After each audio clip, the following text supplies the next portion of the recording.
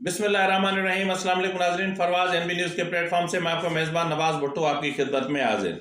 नाज़रीन, पाकिस्तान की सूरत हाल दिन ब दिन कशीदा हो रही है, सियासी कशीदगी बढ़ रही है, सियासी तनाव बढ़ रहा है और सियासी गैर यकीनी की सूरत हाल की वजह से हमारे मुल्क की का जो स्टॉक एक्सचेंज है वो आए दिन नीचे आ रहा है। डॉलर अंडर कंट्रोल नहीं है और डॉलर हुकूमत की गिरफ्त से बाहर जा रहा है और आय में हमारे जो ज़र मुबादला के ज़खायर हैं वो तेज़ी से कम हो रहे हैं।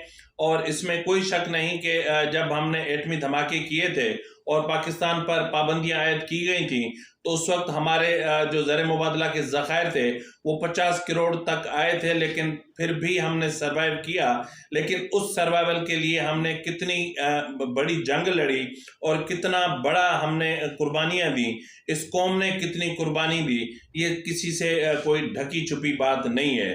तो बहरहाल मुल्क की मैशत को मतलब आप यूँ समझ लें कि अगर हम डिफ़ॉल्ट की तरफ जाते हैं तो जिस तरह रात जो है वो शाहज़ेब खानज़ादा इस तमाम सूरत हाल को एनालाइज कर रहा था तो उसमें कह रहा था कि वो जो महंगाई की जो शरह होगी वो 50% से तजावुज़ कर जाएगी और हमारी करेंसी इस कदर डीवैल्यू हो जाएगी कि जिस सूरत हाल से इस वक्त इराक और ईरान को गुजरना पड़ रहा है। तो बहरहाल उनके यहाँ तो फिर भी वसाइल हैं, ज़खायर हैं, वो सर्वाइव कर रहे हैं, लेकिन हमने पिछले 70-75 सालों में सवाए लेग पुलिंग के, सवाए एक दूसरे की टांग खींचने के, सवाए एक दूसरे को थप्पड़ मारने के, सवाए एक दूसरे की हुकूमत के खात्मे के और कोई कदम नहीं उठाया और हमने कभी भी जो है वो जमहूरी इस्तेहकाम के लिए काम नहीं किया। यही वजह है कि हमारे मुल्क में ज़्यादातर जो है वो आमरीत रही है और फौजी डिक्टेटरशिप का राज रहा है, भले वो सिविलियन रूप में हो या गैर सिविलियन रूप में हो। इस सूरत हाल को देखते हुए नाज़रीन, कैप्टन सफदर ने गुज़िश्ता दिनों एक साफ मीडिया टॉक की थी। उस मीडिया टॉक के एक्चुअल लफ्ज क्या थे, जरा वो मुलाहिजा फरमा लें ताकि फिर हम मामलात को आगे बढ़ाएं। इस पाकिस्तान को लूटना ही आपका मकसूद था। अब जनरल बाजवा ने इस मुल्क को तबाही के दहाने पे ला के खड़ा किया। साकिब निसार और जनरल बाजवा असल हमारी कौम और रियासत पाकिस्तान के मुजरम हैं। जनरल बाजवा जो साबका चीफ ऑफ आर्मी स्टाफ, आइन ने उनको 3 साल के लिए बनाया था, फिर उन्होंने बाजू मरोड़ कर 6 साल कर लिए। आजकल दुबई में एंजॉय करें और मैं अदालतों में खड़ा हूं। बाजवा साहब, आप भी आपको आना पड़ेगा। आप रिटायर्ड जनरल है और मैं रिटायर्ड कैप्टन हूं, फर्क कोई भी नहीं है। अब दोनों रिटायरमेंट की लिस्ट पे लाइन में खड़े हैं। आप इस मुकदमे में पेश होंगे कि आपने क्यों फैज हमीद को दबाव में रखा और उसने मुसद्दक अब्बासी को रखा और उसने आगे होम सेक्रेटरी को रखा और ये FIR हुई। नाजरीन, कैप्टन सफदर के जो ये अल्फाज हैं या जिस तरह उन्होंने बोला है कि जनरल फैज और जनरल बाजवा आखिर इस वक्त वो भी वर्दी में नहीं है और वो भी इन्हीं की तरह रिटायर्ड अफसरान की जो है वो फहरिस्त में है, तो उनको भी इसी तरह ही अब अदालतों का सामना करना पड़ेगा।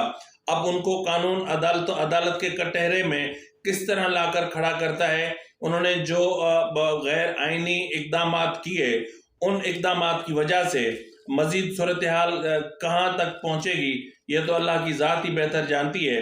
लेकिन हमारे सियासतदान और इस्टेब्लिशमेंट को अब चाहिए कि कम से कम एक संजीदा किस्म का जो है वो मुज़ाकरात का अमल शुरू किया जाए। तो नाज़रीन, इस वक्त आपको पता है कि जिस तरह मैंने कहा कि नून लीग तो का जो बयानिया है वो तो टोटली एंटी इस्टेब्लिशमेंट और एंटी इमरान खान होगा ही होगा। सिर्फ इमरान खान के खिलाफ अब बात नहीं होगी। अब सिर्फ इमरान खान, वैसे भी इमरान खान की जो सूरत हाल है, अब यूं समझ लें कि इमरान खान मेहमान है और वो चंद दिनों के बाद अवाम की बजाय सरकारी मेहमान बनेंगे और उसका जो हिसाब किताब होगा वो वहां पर होगा। नाज़रीन, पंजाब की सूरत हाल क्या होगी, पंजाब का आइंदा का मंजरनामा क्या होगा, या मरियम नवाज साहिबा की वापसी के बाद की सूरत हाल क्या होगी, और कैप्टन सफदर ने जिस तरह का बयान दिया है क्या वो नवाज शरीफ के बयानिए की अक्कासी करता है। तो इस सिलसिले में जब हमने लाहौर के बहुत सीनियर सहाफ़ी और तज्ज़िया निगार इमदाद सुमरो साहब से रब्ता किया तो उन्होंने इस तमाम सूरत हाल को कुछ इस तरह डिफाइन किया। इमदाद साहब, आप क्या समझते हैं कि जो सूरत हाल बन रही है या जो कैप्टन सफदर का बयानिया सामने आया है या मरियम नवाज की वापसी है, तो इस पर आपका क्या ख्याल है?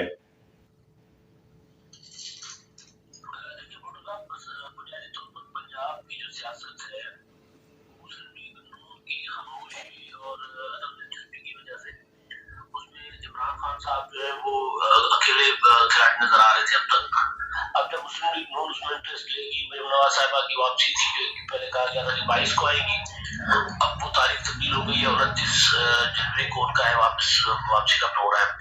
लेकिन जो पुराना बयानिया था मुस्लिम लीग नून का, उसको जुज़वी तौर पर लेकर वो अपना इलेक्शन कैंपेन भी चलाएंगी और उसके साथ साथ अपनी जो जमात के अंदर जो मामला है, इख्तिलाफात है, उनको भी सेटल करने की कोशिश करेंगी। तो असल चीज जो है उनके किस तरह मुस्लिम लीग नून को पीछे धकेला गया, 2018 में क्या हुआ, क्या किरदार अदा किया साकिब निसार ने, उसमें एस्टेब्लिशमेंट का क्या किरदार था, उससे पहले वाले चीफ जस्टिस साहिबान का क्या किरदार था, ये सारा एक नैरेटिव दिया गया है, बनाया गया है, जो यहाँ आकर जो है मरियम नवाज साहिबा पब्लिक गैदरिंग में और पार्टी इजलासों में, प्रेस कॉन्फ्रेंस में सामने लाएंगी। दूसरी चीज ये है कि मरियम नवाज खुद भी इस वक्त उनका ताज़ा ऑपरेशन हुआ है थायराइड का, तो उस वजह से वो भी शायद इतना तेजी से मुतहरिक ना हो पाए फौरन। तो देखिए मुस्लिम लीग नून किस तरह सारी चीजों को आगे लेकर जाती है। सारा पंजाब का जो है मंजरनामा सियासी, वो मुस्लिम लीग नून के ऊपर है कि मुस्लिम लीग नून किस तरह एक्टिव होती है, एक्टिव हो पाती है, नहीं हो पाती। अगर मुस्लिम लीग नून अपने जो उनकी स्ट्रेंथ है पंजाब में, उस स्ट्रेंथ के मुताबिक मुतहरिक हो गई, अपना वोटर जो है वो अपना उसको उन्होंने कर लिया, अपने साथ जोड़ लिया, तो फिर जाहिर है पंजाब का चेंज हो जाएगा, पंजाब का सियासी मंजर। अच्छा सर, ये जो निगरान वजीर आला के हवाले से मामला चल रहे हैं, क्या फाइनली इलेक्शन कमीशन को ही इनको फाइनल करना पड़ेगा, ये आपस में कर लेंगे? मेरा नहीं ख्याल कि आपस में कर पाएंगे। इलेक्शन कमीशन में ही मामला हट जाएगा। दोनों फरीकैन ने जो नाम दिए हैं वो दोनों के लिए काबिल कबूल नहीं है। पीटीआई ने तो कह दिया है कि जो अपोजिशन की तरफ से नाम आए वो गैर संजीदा है, आज चीमा और मोहसिन नकवी, वो तो गैर संजीदा उन्होंने पहले ही कह दिया हुआ है। तो पार्लियामेंट्री कमेटी में एक आध जो निश्चित हो सकती है उनकी हो, लेकिन मामला अल्टीमेटली कल या परसों इलेक्शन कमीशन में जाएगा। ये ना सिर्फ यहाँ पर बल्कि खैबर पख्तूनख्वा में भी मुझे ऐसा ही होता नजर आ रहा है, क्योंकि इमरान खान साहब जो है उनके साथ हुकूमत किसी भी नुक्ते पर बैठकर इत्तेफाक करने के लिए तैयार नहीं, और यही इमरान खान साहब का इरादा भी है, मूड भी है। आपको याद होगा वो यही कहते रहे कि जी मैं चोरों के साथ नहीं बैठूंगा। तो ये मामला अल्टीमेटली इलेक्शन कमीशन में ही जाएगा। अच्छा सर, इमरान खान के जो केसेस हैं वो जो रुख अख्तियार कर रहे हैं, या इमरान खान जिस तरह इलेक्शन कमीशन को हल्का ले रहे हैं, या तोशाखाना केस में जो उनके खिलाफ क्रिमिनल प्रोसीडिंग शुरू हुई है, जिस तरह उसको बहुत लाइट ले रहे हैं, तो इसका अल्टीमेटली अंजाम क्या हो सकता है? यानी इमरान खान किस तरफ जा रहे हैं?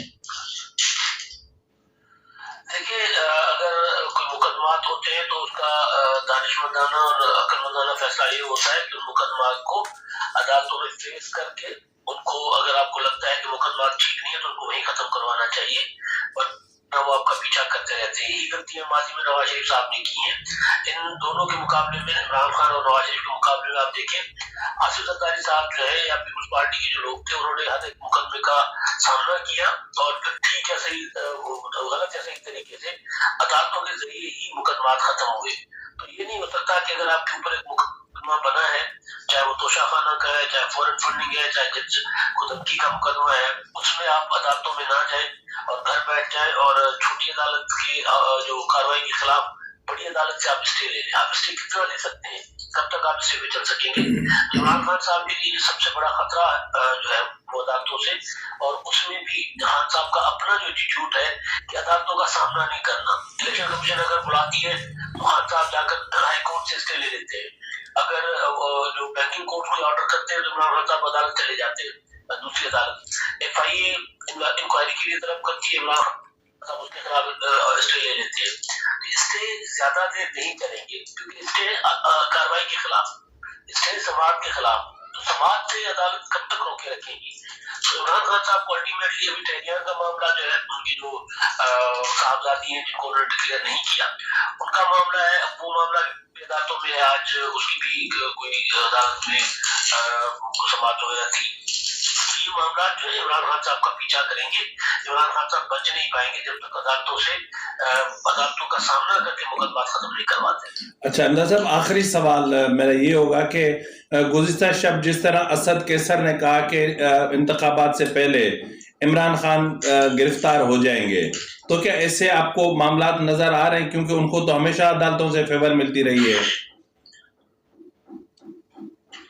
گزارش کر رہا تھا نا کہ کب تک عدالت اتنا کتنی فیور دے گی کہ اگر ایک عدالت ایک مقدمہ ان کے اوپر ثابت ہو رہا ہے فرض کر کہ جو ملک ریاض کو 50 ارب روپے دینے والا معاملہ ہے, ان سے زمین لینے کا معاملہ ہے, اگر وہ ثابت شدہ ہے اور اس میں نیب تحقیقات کے لیے عمران خان صاحب کو بلاتا ہے اور خان صاحب نہیں جاتے, توشہ خانہ کے معاملے میں اور فارن فنڈنگ کیس کے معاملے میں کرمنل پروسیڈنگز عدالتوں نے شروع کر دی ہے, اگر اس میں عمران خان صاحب کو پرسنلی ہیئرنگ کے لیے طلب کیا جاتا ہے, وہ نہیں جاتے, تو آپشن کیا ہوتا ہے عدالتوں کے پاس؟ تو اب پھر جو عدالتیں ضمانت دیتی ہیں ظاہر وہ ضمانتیں نہیں دیں گی, کیونکہ کہا یہ جا رہا ہے کہ عمران خان صاحب عادی مجرم ہے. الیکشن کمیشن کو روزانہ عمران خان صاحب جو ہے گالیاں دے رہے بیٹھ کر. الیکشن کمیشن نے تو الیکشن کمیشن کیس میں عمران خان صاحب کو طلب کیا, ایک بار بھی نہیں گئے, عدالت میں چلے گئے, عدالت نے کہا کہ آپ فیصلہ نہیں کر سکتے, مقدمے کا کاروائی جاری رکھ سکتے ہیں. تو کاروائی جاری رکھنے میں عمران خان صاحب اگر نہیں جائیں گے تو وہاں سے گرفتاری کے وارنٹ بھی جاری کروائے جا سکتے ہیں, کوئی اور طریقہ بھی ہو سکتا ہے. تو خان صاحب تو خود اب حالات کو سر پر دھکیل رہے جہاں ان کی گرفتاری کی طرف جائے معاملہ. بہت شکریہ امداد صاحب, آپ نے وقت دیا, میں آپ کا بہت ممنون ہوں, اور انشاءاللہ تعالی زندگی رہی تو رابطے رہیں گے. ناظرین, اس صورتحال میں اب آپ خود اندازہ لگا سکتے ہیں کہ صورتحال کس طرف جا رہی ہے. یعنی جس طرح کیپٹن صفدر نے کا جو بیانیہ ہے, اس بیانیے کو اگر دیکھیں تو وہ بیانیہ جو اپنا نواز شریف اور مریم نواز کا بیانیہ ہے اس کی مکمل عکاسی کرتا ہے.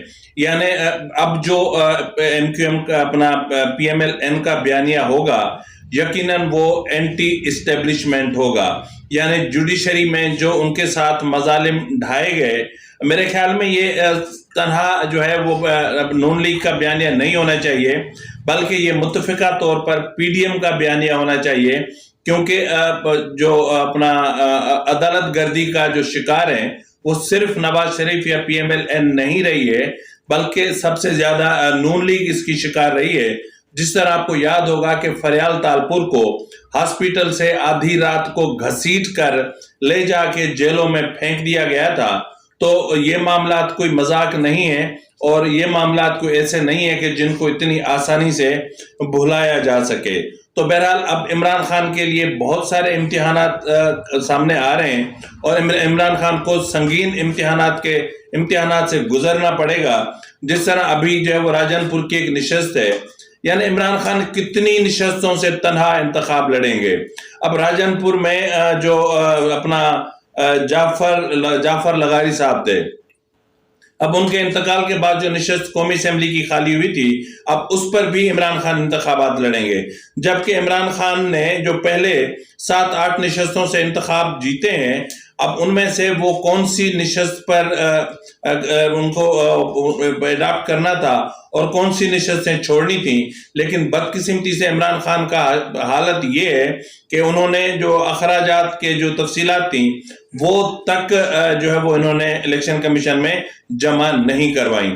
تو بہرحال اس وقت جو نون لیگ کی پوزیشن ہے وہ یہ ہے کہ عمران خان کے ساتھ ساتھ 4 جرنیلز اور 2 ججز یعنی ان کے بیانیے کا حصہ ہوں گے, اور ان کو جو ہے وہ ظاہر ہے کہ وہ ان کے نشانے پر ہوں گے, اور ان چاروں جرنیلز کے غلط فیصلے, یعنی جنرل پاشا ہو یا جنرل باجوہ ہو یا جنرل فیض ہو یا جنرل کیانی ہو, ان کے غلط فیصلے نون لیگ کو کس طرف لے کر جائیں گے اس کے حوالے سے فی الحال کچھ نہیں کہا جا سکتا, کیونکہ معاف کیجیے گا کیونکہ صورتحال دن بدن کشیدہ ہوتی جا رہی ہے. اسٹیبلشمنٹ اپنے لیے بہت مشکلات پیدا کر رہی ہے. نہ صرف اسٹیبلشمنٹ اپنے لیے مشکلات پیدا کر رہی ہے, بلکہ اسٹیبلشمنٹ اس ملک کے جمہوری نظام کے لیے, جمہوریت کے لیے بھی مشکلات پیدا کر رہی ہے. اور یہ مشکلات ڈیفینیٹلی اثر انداز ہو رہی ہیں ملک کی معیشت پر. اس وقت ملک کی معیشت اچھی نہیں ہے. ہم ابھی